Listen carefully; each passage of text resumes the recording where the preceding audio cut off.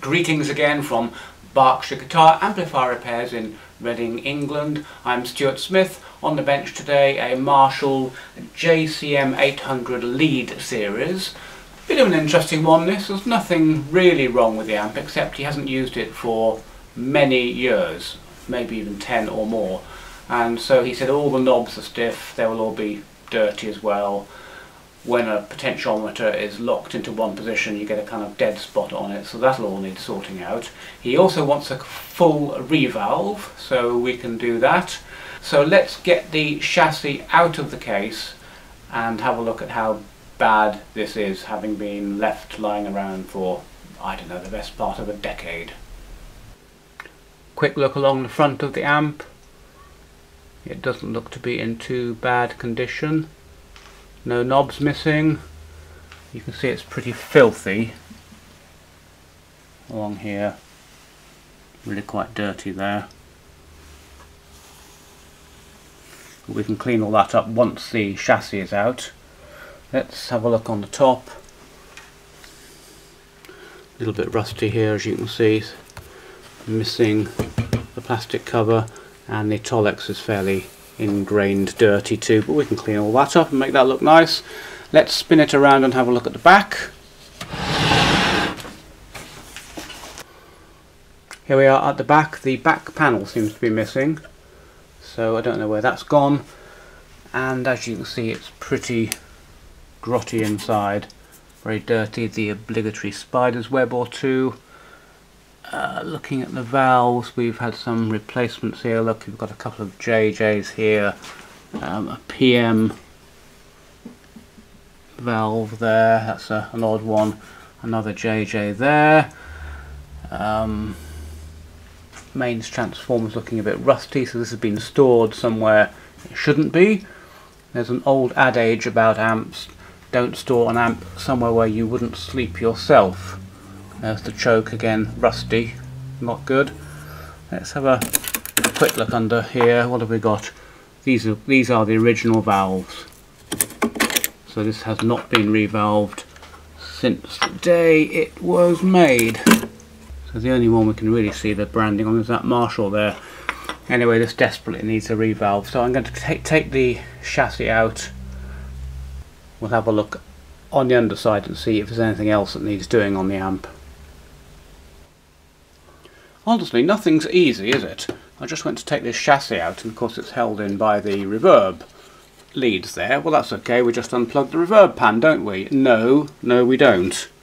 Because that lead goes to the plug there on the top and the plug on the bottom, and you can't, there's no room between here and here on the front panel. That plug is hard up against the front panel, so you cannot remove it. So it looks like I'm going to have to take the front panel off via these screws here. This doesn't look original to me, that. I'm sure that's not how Marshall did this. And these, I don't know what this block is here, and those screws there do not look original to me. Anyway, we're going to have to take them out and take the front panel off, so I'll do that now. Right, I've removed the two screws here and here, and here and here, and now this front panel's loose. I just thought you might like to see the Hammer House of Horrors, which is inside this amp.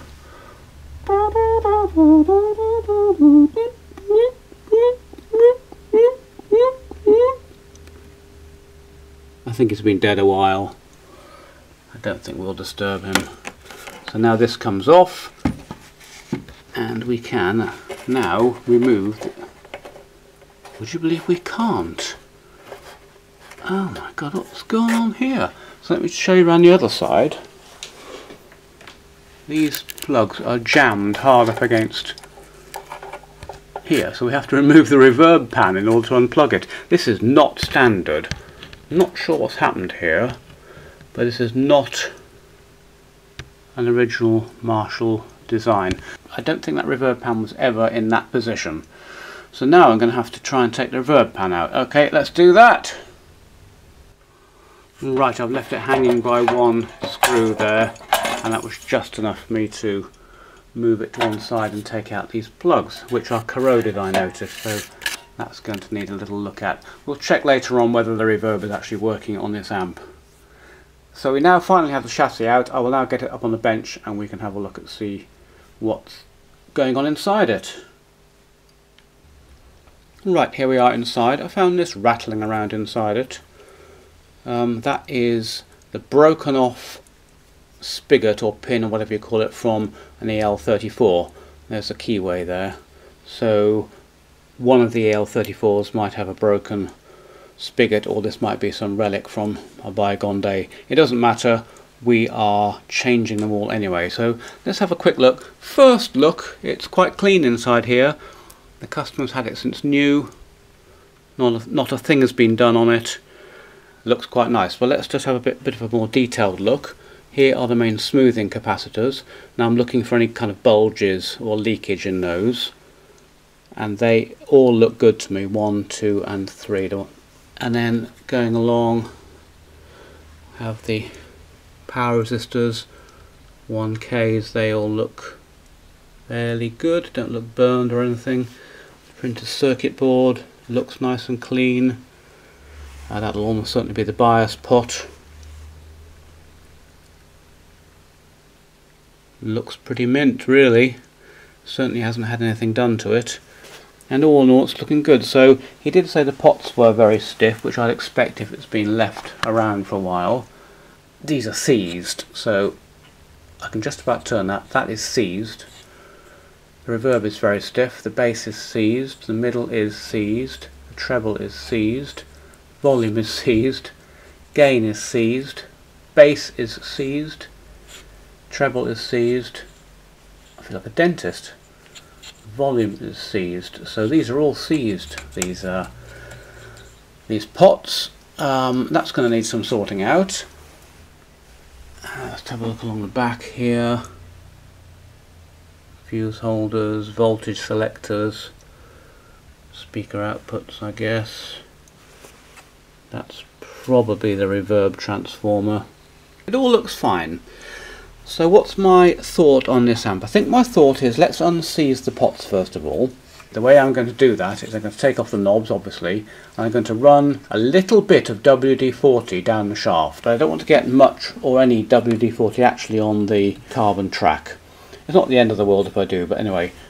And then if I can then unseize these, I'm then going to put some deoxit into the carbon tracks and clean the carbon tracks. So that's the first thing. I haven't even turned this amp on yet. I don't think I really want to until we can. There's no point in turning it on if I can't adjust any volumes. So let's do one, and I'll show you how I do that. Let's pick one. This master volume is completely solid. I'm not putting a huge amount of welly behind it, but I'm putting a fair bit of force and I cannot turn that. So let's just pick one and do it and see if it responds to treatment.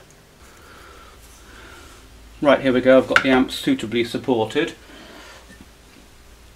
So the first thing to do is to take off the master volume, and I'm just going to lever that off, lever the knob off like this, exposing the shaft, which is solid. And then we'll just put some WD-40 on the shaft and hope. See, if this doesn't work, we're in a bit of trouble here, because we would have to change all of the pots, which would be very expensive and very time consuming. So let's just see if that will... Okay, there's a bit of movement there, which is all I want. I'm just looking for a little bit of movement, enough to allow me to work the WD-40 down into the shaft. I'm feeling for that to free up. No doubt about it. That is freeing up, but I wouldn't say it was dramatic in terms of becoming free. Certainly a lot better than it was. Just want that to work down in there and hopefully free up properly. This amp is going to need a bit of work. This isn't freeing up as much as I would like it to. Maybe I'll just leave that to kind of soak in. What's this one like? Let's try one that's not too bad. This reverb one is don't worry if you're screaming at the screen again. I'm not damaging this front panel. I kind of know what I'm doing. I get all these texts from people saying, oh, you shouldn't use a screwdriver for that. I'm very, very sensitive handed doing that kind of thing. So this is not completely seized, just stiff. This is already freer than this one was. That's acceptably free now. So I think we're going to get away with this. Let's pick another really seized one. This base is completely seized. Take the knob off. WD-40. What I'll do in a moment, of course, is take all the knobs off, put some WD-40 on, let it all soak in, and then come and start to free them up. But I thought you'd like to just see how I do it, and that is very stiff. Really, really stiff, that. I'm having to put a fair bit of force on that. Anyway, let's see if it'll play ball and free up for us. We don't know yet, of course, what the tracks are like. The tracks may be beyond salvaging with deoxit. It might be that they're just really scratchy, and no matter what we do, they don't get improved. It's not freeing up either.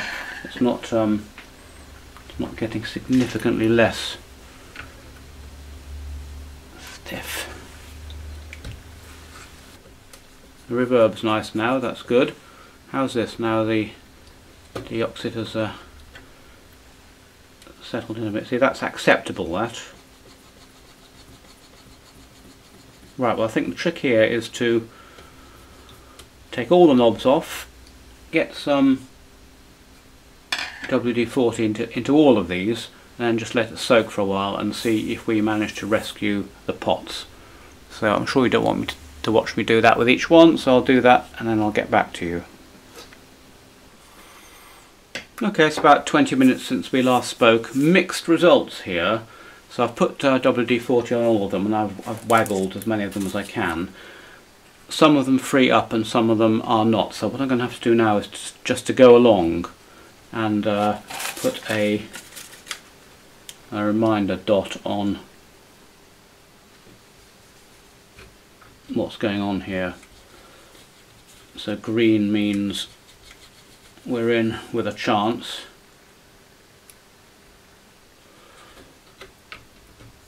That's that reverb one is fine. That's quite good. That this bass one is absolutely solid. It's got some movement on it, but not very much.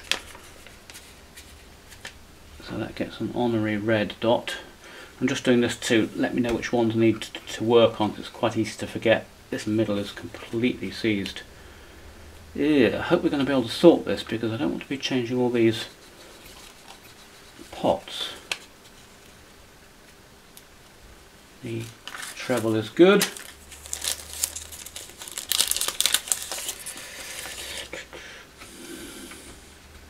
This volume is seized.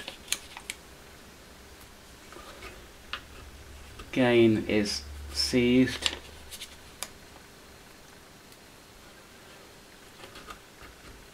Bass is middling, but sort of salvageable, I think. I think we can just about get that one working. It's a question, of course, of whether some of the WD-40 gets down in the shaft, or whether it's just so gunged up that none of it gets down.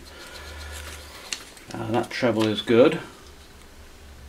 That treble was quite stiff, but it came free immediately with some WD-40, which shows that if you can get some WD-40 down the shaft, it will work. And that volume is solid again. Ugh, this is not good. So what are we looking at here? We've got 1, 2, 3, 4, 5 which are struggling. So really all we can do is just keep working at these and hoping that something frees up. If I can get one that's really, really stiff to free up, that will give me hope that the others might. I'm using quite a bit of strength here, that's why I've got two hands on it. I can't turn it with one. That shows you how bad it is. I'm going to have a look in a minute to see how easy it is to take one of these pots out. And then of course we can get the WD-40 a little bit more Now that is freeing up. I can now move that with one hand. It's stiff. This is actually freeing up. It's certainly freer than it was. I can even do it with my pathetically weak left hand. You'd still say that pot was stiff if you were to turn it. You'd say to me, whoa, that needs sorting out, that pot, that's really stiff. But compared to how it was, which was seized, you know what, that is now freeing up. That's free now, and all that happened there is some WD-40 was able to run actually down the shaft past the gunge. That actually is acceptably good. Excellent. Alright, let's just try one more. I'm sure you're riveted to the screen watching this, so you just want more and more and more of me trying to rotate a seized pot. Sick little monkey, you. Right, let's oh dear. Right, I can just about do that with one hand using all my strength, and it's like, you know, 30 to 40 quid versus, I don't know, 150 or something to change all the pots. I want to do this if I can, because otherwise the client's going to have a hefty bill already, because the complete revalve on this is, I don't know, not cheap, 10, 20, 30, 40, 50, 60, 70, you know, it's £125 to just to revalve it, and the bill can start to get quite high quite soon. I'm very mindful of the client's money, because, you know, a given amplifier is not, well, is only worth a certain amount of money, and you don't want to be spending hundreds and hundreds of pounds on it if you can avoid it. Now, I wouldn't say this was getting particularly better, this bass pot. It seems to be staying about the same. We're trusting to quite a bit of luck that the WD-40 will just find a way down there. As soon as it does, it'll free up. Okay, well, I think you've probably had enough of watching me do that. I'm going to do this a bit longer, and then I'll rejoin you and let you know how I got on. Just a quick rejoin of me again. I've made my life a little bit easy by putting some mole grips onto the shaft, and now I can, without getting repetitive strain injury, just waggle this backwards and forwards without too much effort. So let me do that and I'll get back to you again.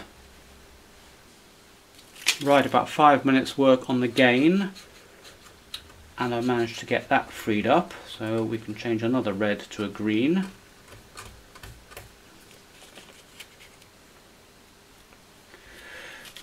Still having trouble with this volume, that's not playing ball, and I haven't had a go at this volume yet, so let me just try that one.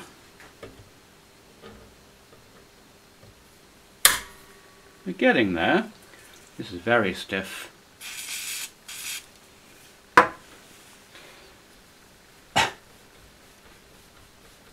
Cool, that's absolutely solid, that.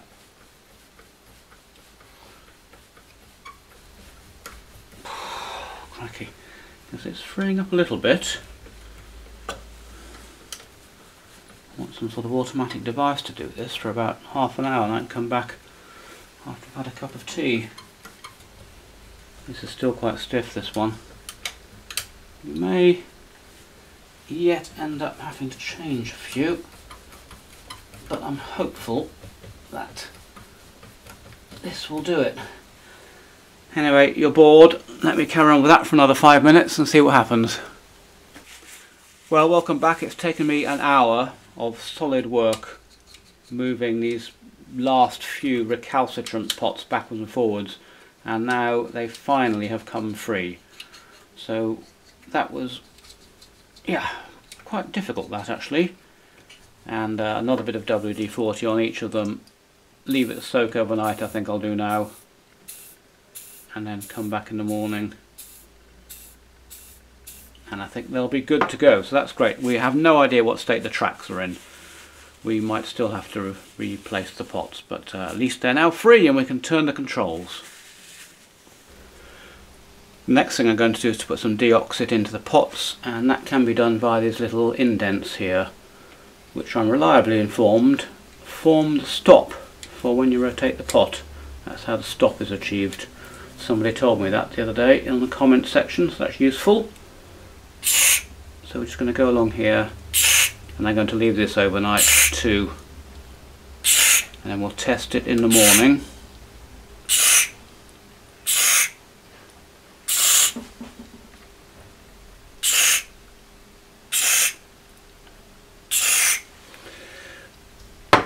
I think, you know, should I do a revalve first and then fire it up, or should I power it up with the old valves in? I think I'm kind of tempted to power it up with the old valves in, and then we can just test whether these pots are working or whether they've got horrible dead spots on them. I can turn each one of these by hand now, so that's good. There we go. Right, so we'll leave that overnight, and the next thing to do will be to power it up and see how these pots all sound. Fingers crossed we don't have to change them. By the way, you can now see that it's not particularly easy to change the pots. You have to take the board out, and which means taking all the controls off, and hopefully the board would swing out kind of that way, and you could change a pot. And they're also not particularly easy to get these days, these large pots, printer circuit board mounted pots. But anyway, let's hope we can get away without changing them. See you in the morning. I'm off to beddy byes. Well, good morning to you. I thought I'd make a start on the amp again this morning. I've got it turned on, it powered up okay. I've got the foot switch bypassed to put it into the normal channel. But basically it's working, and the pots are good. No problems at all on the pots. And if I put it into the drive channel, let's have a look. Again, all the pots are good.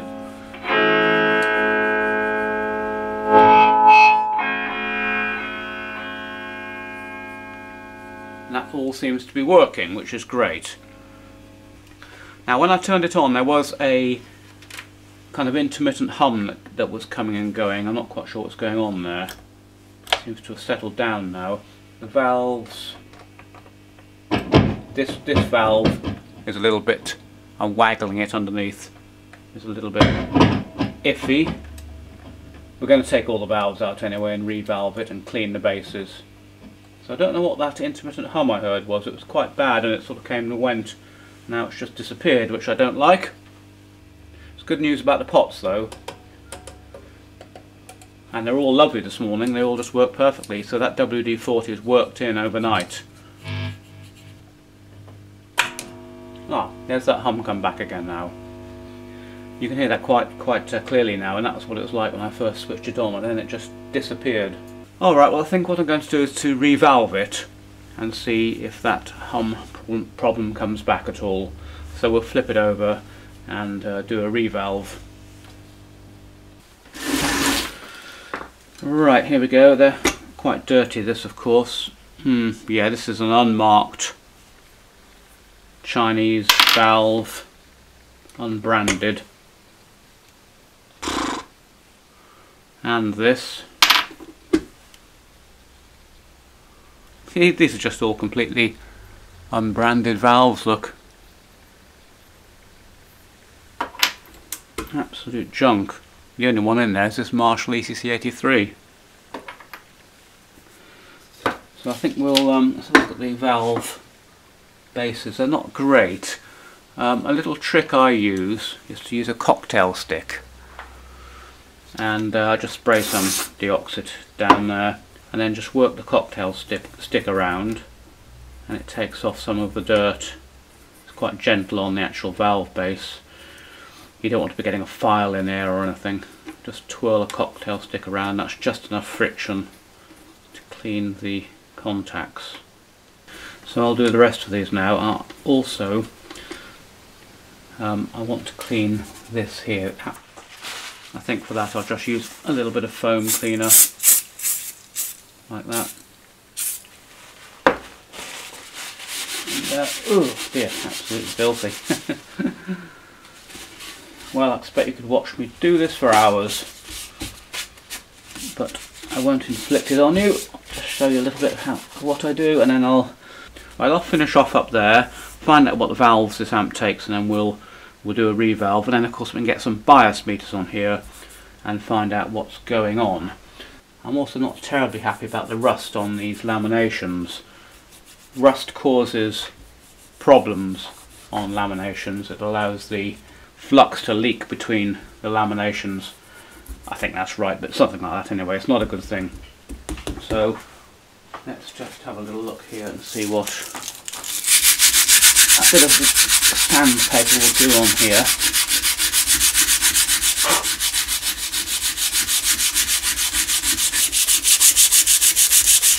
See, that's already looking a lot better. It's a little bit more awkward down the side here, and it's worse down the side here too. It's actually quite rusty down there. Alright, so that's another job to do. You can see, you know, the work can start to mount up on an amp like this. Right, I'll join you when I find out what valves this takes. Okay, I found out that this amp takes 5 ECC83s, so we'll pop in 5 new ECC83s. I've cleaned all the valve bases with my twizzle stick, so that's all good to go.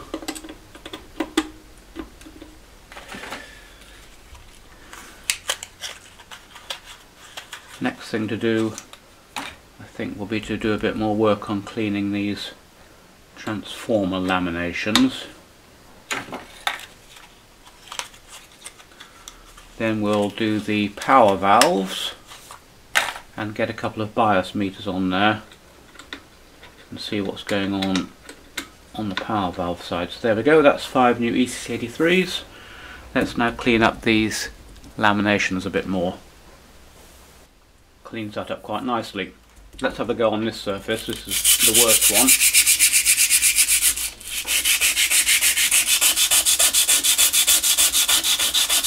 Might even get the electric drill out with a rotary wire brush. Let's see how that works. This is right, let's bring in the big guns. Of course the trouble with this is you can't do the sides, you can only do the... oh, you know, we do a little bit here. But anyway, let's see what this does.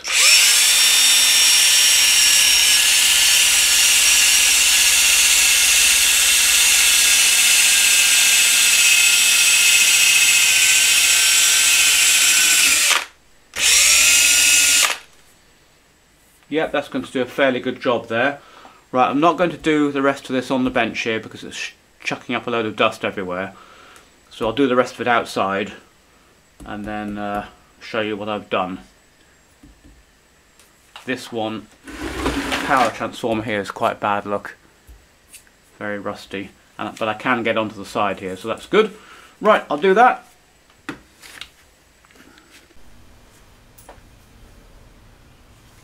Well, they cleaned up a bit, maybe 50%, and it's very hard to get the remaining rust off, but that's a whole lot better than it was. I've also cleaned this chassis area, which was thick with dust.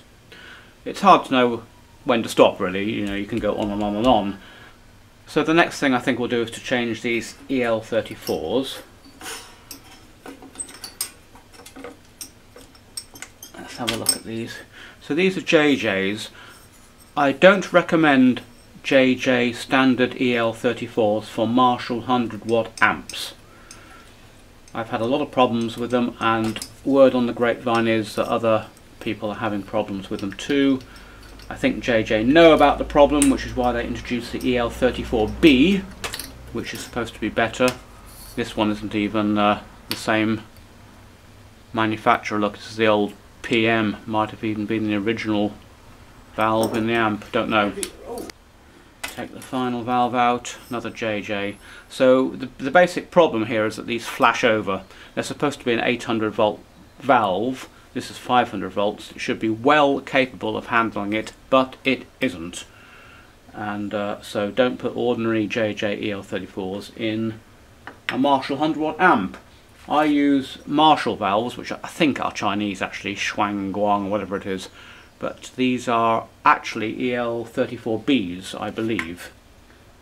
Although it says EL34 on there, on the actual package there, look, it says EL34B. I want to see what's going on here with the bias current. All my Marshall valves in there, good, that's right. Now we're ready to switch on again actually.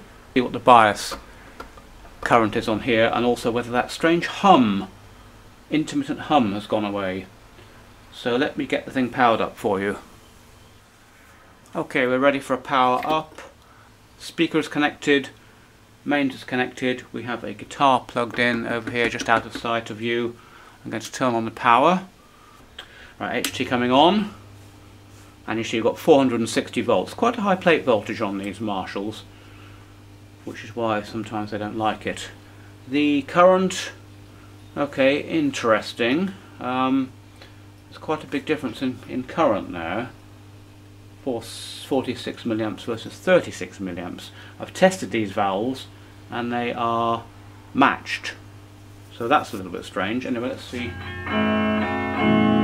Yep, it's working okay.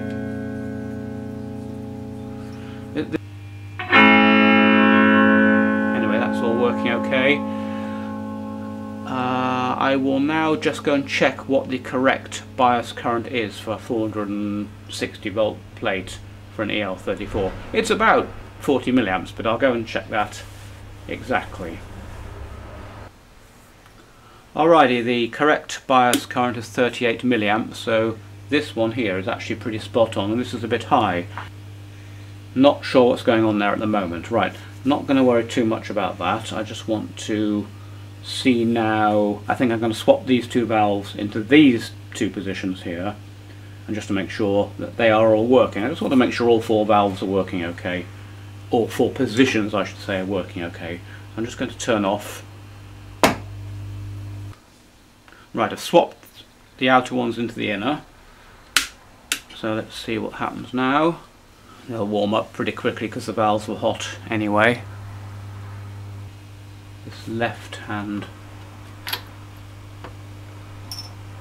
one is hot compared to the right hand. So for some reason this pair of valves here is hot. Okay. Okay, brief update. I've managed to get it down to a few milliamps difference between the right hand side as we're looking at it now and the left hand side. I can't work out why there is any difference at all. I've checked the screen resistors and they're all the same value, and anyway the current is not particularly dependent upon the screen resistor. I've checked the bias voltage on each pin and it's identical on each one, and we've swapped the valves, but we can't seem to get this imbalance out. But that's perfectly okay. 3 milliamps is absolutely acceptable. I'm just a bit puzzled as to why I can't get that to balance up. Now we've got another problem, because when I put these meters on here to show you this, let me just show you, I accidentally banged this meter against the front panel. So let's just do that. Hear that?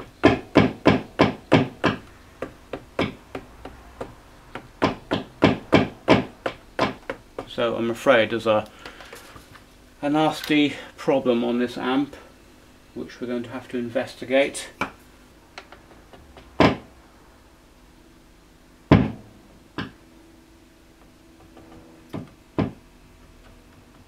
Trying to find which end of the board it is. It's a typical problem, this, absolutely typical. I've been here 100 times before, and you know, it doesn't matter where you tap, the problem's identical everywhere, which makes it extremely difficult to find. So we have it here, look. And when I go right to the other end of the board here, it's there as well. Let me just check the valves here, because one of those valves was a bit iffy. Oh, yeah, there we go. Okay, right. It's this valve here, this valve base. The slightest touch. Whoa.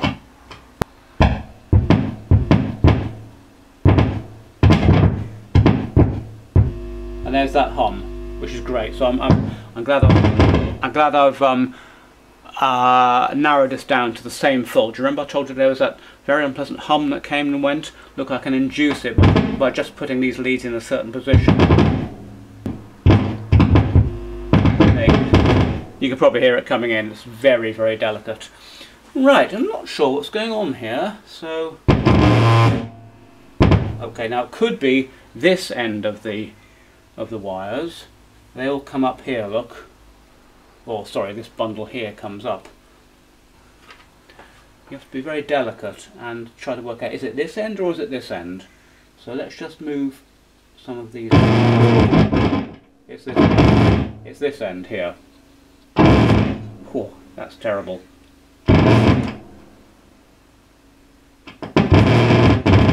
Okay, there's a problem here. That's a real pity, because I'm going to have to take the board out now. The slightest touch around here. My money's on this green one here.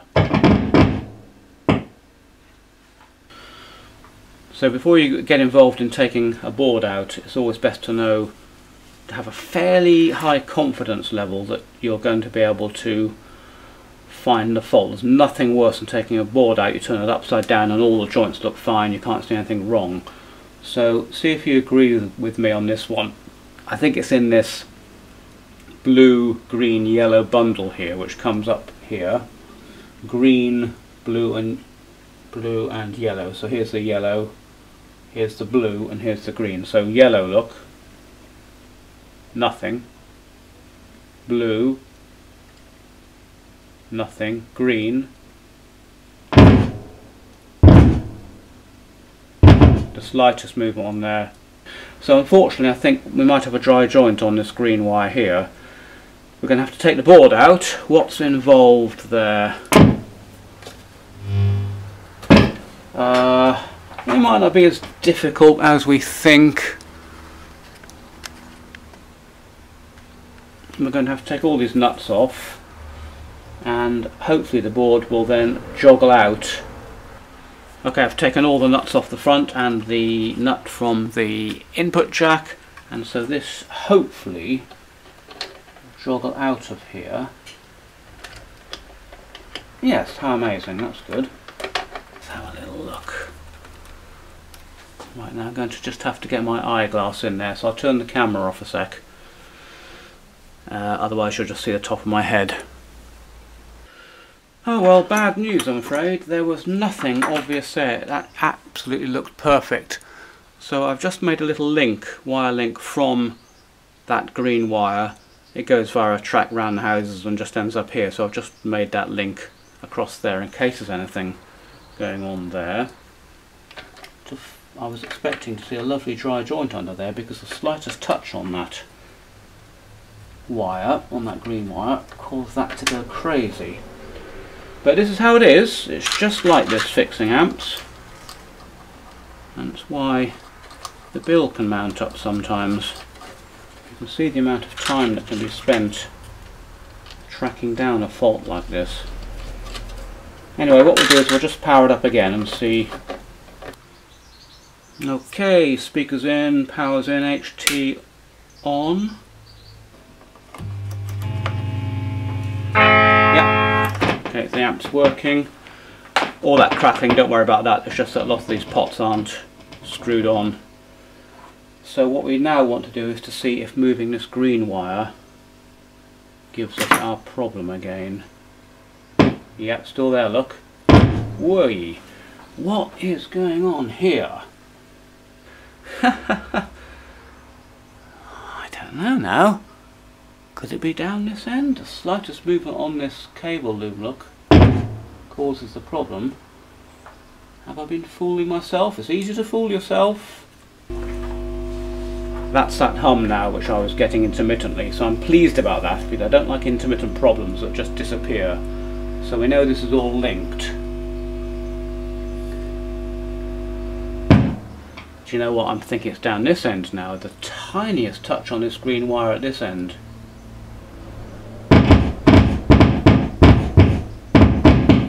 induces that problem. Right. Okay, so I'm going to flip it over and have an actual look at this valve base.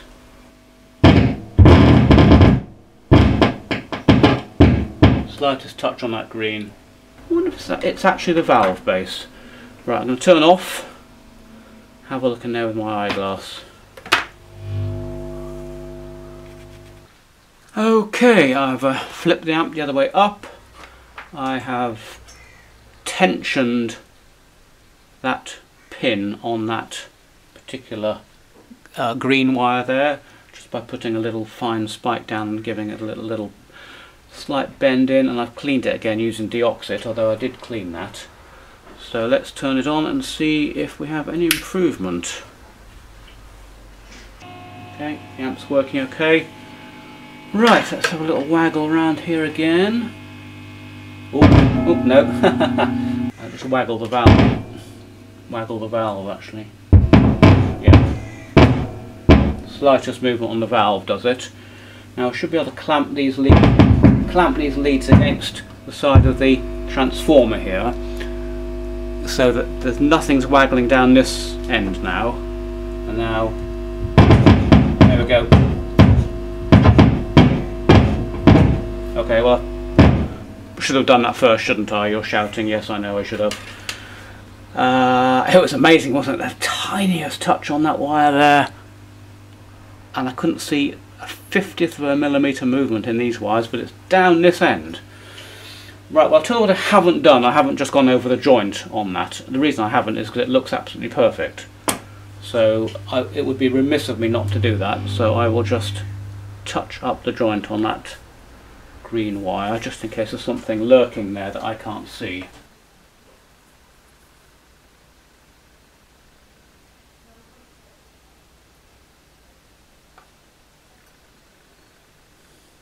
I'll do the yellow and the blue, although I know it's not these. Right, I'm not hopeful about that, but let's have a go. Plug in again. Might have to replace the valve base on this. Hate doing that, it's a big job. Plus good old Marshall have riveted it in instead of nut and bolting in, so that all has to be drilled out. It's not ideal. Anyway, there we go, I can hear it's working. No, no change whatsoever. This is really odd. It's that pin, look. Okay, I've cut the cable tie that was around this yellow, blue and green, so I can now isolate the green, look. And it's 100% the green.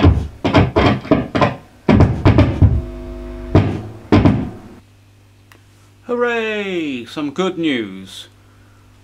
I turned the amp over again with a view to just having one last look at that pin, and realised that I'd tensioned the incorrect valve. I'd tensioned this valve. It's very easy to get disoriented when you flip something over. I'd gone to this valve here, and actually this is the problematic valve here. So when I looked, that pin was actually a little bit sprung, and I retensioned it. Let me show you what I use for that. It's actually just a precision screwdriver that I've filed down to a fairly sharp point. And then I can get that in to the valve pin base and then just kind of spring it back into place. So I did that, put some WD-40 on it, not WD-40, deoxit, and look now, look, that's absolutely solid, that valve. No problems whatsoever.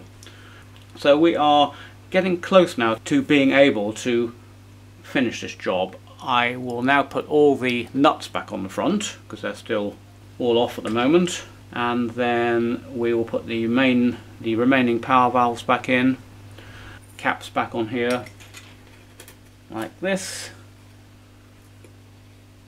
and then we'll be good for the final test. Excellent. Let's turn off, get the furniture back on.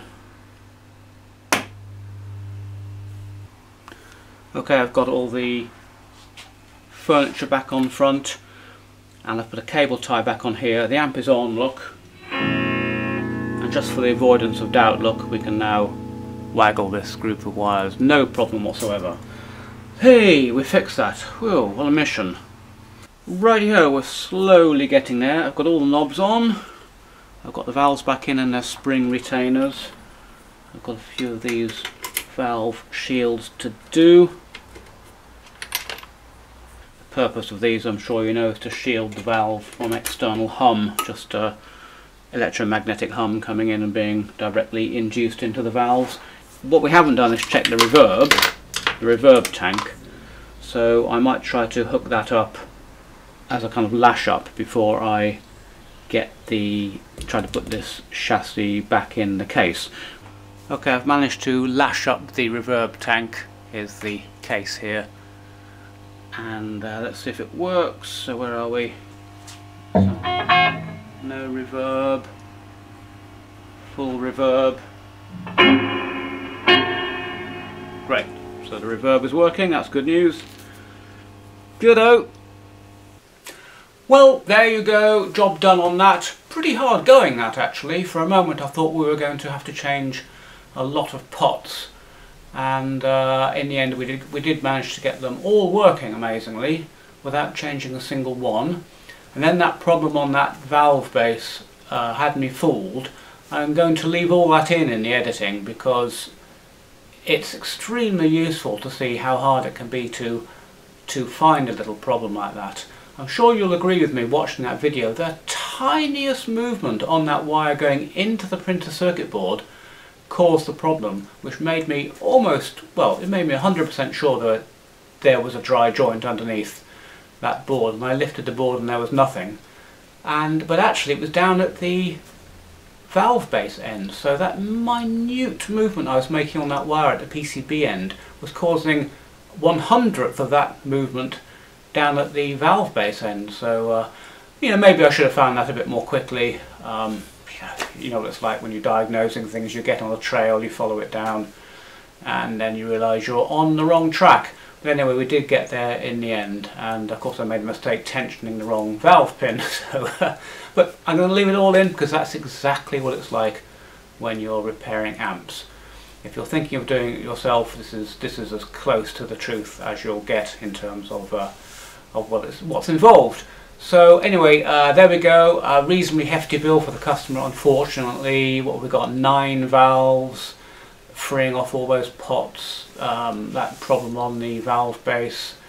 The amp was filthy, I had to clean it, so a bit of a hefty bill, but anyway, it has brought this amp back from the grave. It was completely useless before it came in here, and now it lives to fight another day. Well, as ever, thank you for subscribing to the channel, and thank you for watching, and I'll catch you on the next exciting video.